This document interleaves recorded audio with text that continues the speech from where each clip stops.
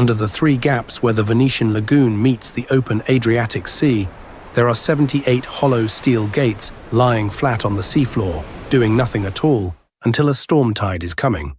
Then compressed air forces the water out of them, and one by one they rotate upward on hinges until they break the surface, standing shoulder to shoulder, sealing an entire city off from the sea.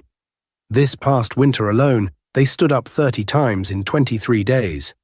It's called MOSE. It cost Italy roughly $8 billion, and it took more than 2 decades to build.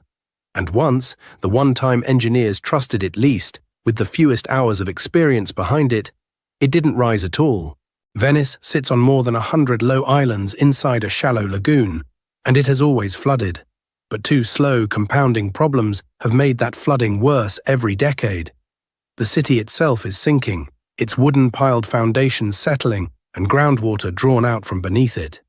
And the Adriatic around it is rising as the planet warms. Put those together and you get acqua alta, exceptional high water, which used to be a once-a-generation event and is now something Venetians plan their week around. The worst-known case arrived on November 4, 1966. It wasn't Venice's disaster alone. The same storm system that hit the lagoon also broke the Arno River in Florence, killing more than 100 people and burying priceless manuscripts and artworks under mud and heating oil. In Venice, the tide crested at 194 centimeters, close to 6.5 feet, the highest ever recorded at that point, putting roughly 90% of the city underwater in a single day. Imagine every ground floor you can see from St. Mark's Square, every shop, every church crypt, every archive underwater at once on the same afternoon. That was the disaster that finally forced Italy to take a permanent defense seriously. It took nearly 40 more years of debate, design fights, and lawsuits before construction on that defense actually began in 2003. The answer is called MOSE, Modulo Sperimentale Elettromeccanico, Experimental Electromechanical Module. 78 mobile gates split across 4 barrier rows at the lagoon's 3 inlets. 41 at the wide Lido Inlet, 19 at Malamocco, 18 at Chioggia. Each gate is a hollow steel box, roughly 20 meters wide and up to 30 meters long, about the length of an Olympic swimming pool standing on its edge, hinged flat against a housing built into the seafloor. The trick is that for most of its life, the machine is invisible. At rest, every gate is full of water and lies flat on the bottom, so ships pass over it without ever knowing it's there. When a high tide is forecast, compressed air is pumped in and forces that water back out. As each gate empties, it gets lighter, buoyancy takes over, and it swings up on its hinges until it breaks the surface. 78 individual gates rising into one continuous wall across 3 gaps in the coastline. Raising the full system takes about 30 minutes. Lowering it again takes around 15. Together with raised quaysides and lagoon edge reinforcement, it's engineered to hold back tides up to 3 meters above normal sea level. None of this was obvious from day one. Engineers spent nearly a decade through the late 1980s and early 1990s testing prototype gates directly in the lagoon before committing to the real system at full scale. Proving the buoyancy and hinge concept would actually survive real tides before pouring a single foundation for the permanent barrier. Here's the part the engineering diagrams don't show. MOSE almost never got finished at all, not because the physics failed, but because the money did. The seeds of that failure were planted decades earlier. In 1982, Italy handed the entire project, design, construction, and decades of maintenance, to a single consortium, Consorzio Venezia Nuova, formalized 2 years later by special national law as the sole body responsible for defending Venice. No competing bidder, no rotating contractor. One organization controlling billions of euros of public money for more than 30 years. That kind of unchecked sole-source relationship is exactly the condition corruption investigators look for. In June of 2014, Italian authorities arrested 35 people, including Venice's own sitting mayor, Giorgio Orsoni, in a sweeping corruption investigation into the consortium managing MOSE's construction. Prosecutors alleged that around $27 million in public project funds had been laundered through foreign accounts and used to bribe officials and fund political campaigns. Money that was supposed to be raising steel gates instead disappearing into Swiss and San Marino bank accounts. More than 100 people were eventually investigated. Orsoni resigned days after his arrest. The completion date, originally targeted for 2011, slid to 2018, then 2021, before the system was finally declared operational near the end of 2025. A project meant to outrun a rising sea spent a decade of that race tangled up in its own corruption trial instead. The last of the 78 gates went into place in January of 2019. Its first full field test came that July. And on October 3, 2020, MOSE closed for the first time to actually protect the city from an incoming tide. Engineers and officials who had spent their careers on the project watched from the control room as the gates broke the surface one by one.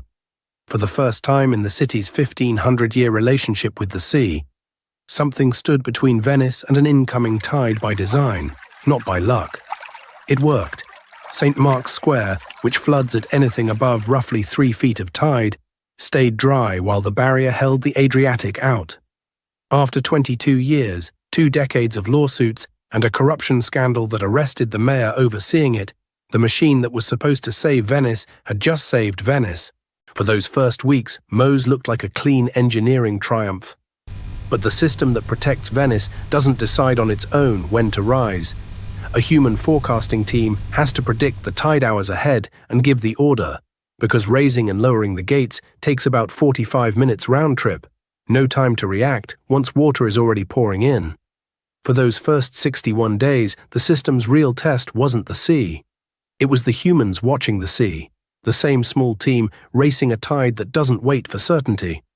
Nobody yet knew what would happen the first time that team called it wrong. On the afternoon of December 8, 2020, barely 2 months after that first triumphant closure, forecasters were watching a tide expected to peak at around 4 feet above sea level. High, but not high enough to trigger an activation under the rules in place at the time. St. Mark's Square itself sits at just 3 feet above sea level. The forecast was wrong. The tide didn't stop at 4 feet. It kept climbing toward 4.5, enough to put St. Mark's Basilica, one of the most irreplaceable buildings in Europe, underwater for the 4th time in its history. Shopkeepers scrambled to block doorways with steel plates as water poured into the basilica's entrance hall. And the 78 gates that had worked perfectly 2 months earlier stayed flat on the seafloor the entire time, never even ordered to rise. The machine hadn't failed. Nobody had told it to stand up. Venice's mayor, Luigi Brugnaro, said it plainly afterward. Quote, "To activate MOSE, a bigger forecast is necessary. We will have to review the rules of the command post," end quote. An $8 billion barrier had just sat motionless through the exact kind of flood it existed to stop. Not because the steel or the hinges or the compressed air had failed, but because a number on a forecast sheet had been read wrong by a matter of inches. The fix wasn't engineering, it was procedure. Venice's Tide Monitoring Center rebuilt its activation thresholds and forecasting margins, so a borderline call errs toward raising the gates, not waiting for certainty. The mechanism itself never needed to change. The humans deciding when to trust it did. It worked. Since that rewrite, MOSE has been raised far more often than its designers ever planned for. Engineers originally expected roughly 5 closures a year.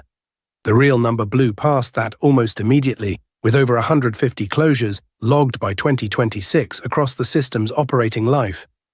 Venice, for the first time in 60 years, was staying dry on demand. And that success is exactly where the next problem starts. In 2024, MOSE protected the city on more than 30 occasions across the entire year, already several times the 5-a-year design assumption, preventing an estimated $200 to $400 million in flood damage that year alone. Then, in the first 7 weeks of 2026, it matched that entire annual total. 30 activations in just 23 days, from late January to mid-February, at a cost of roughly $6 million for that stretch alone, about $200,000 every time the gates rise. Alvise Papa, who runs Venice's Tide Monitoring Center, called it, quote, "absolutely exceptional," end quote. Not one bad storm, but the longest continuous run of back-to-back high-water events his team had ever recorded. Here's the tangible comparison.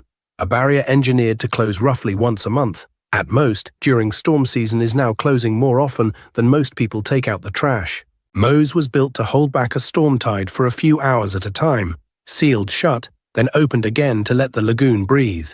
Papa's own warning is that at the current rate of sea level rise, the barrier may need to be raised every single day within roughly 30 years. Run the gates that constantly, and the lagoon stops exchanging water with the open Adriatic for long stretches at a time. The natural flushing that keeps it from turning into a stagnant, overheating, algae-choked basin. Under worst-case projections with no further mitigation, some scientists estimate the lagoon could need to stay sealed for as much as 260 days a year by the end of the century. MOSE was never designed to be a permanent wall.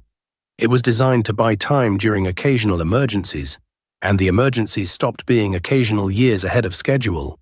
As of today, MOSE is doing exactly the job it was built for, standing between a sinking city and a rising sea, one storm at a time, and it is doing that job better than almost anyone involved in its 22-year, scandal-interrupted construction expected.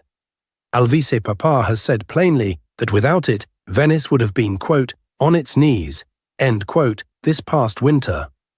He has also said, just as plainly, that the scientific community needs to start proposing what comes after MOSE, because the sea isn't finished rising, and a machine sized for occasional use cannot run forever at the pace it's running now. Nobody currently has that next answer.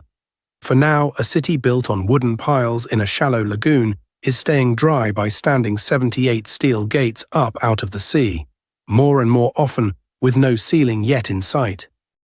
If you want more mega projects taken apart like this, subscribe. There's a new one every week.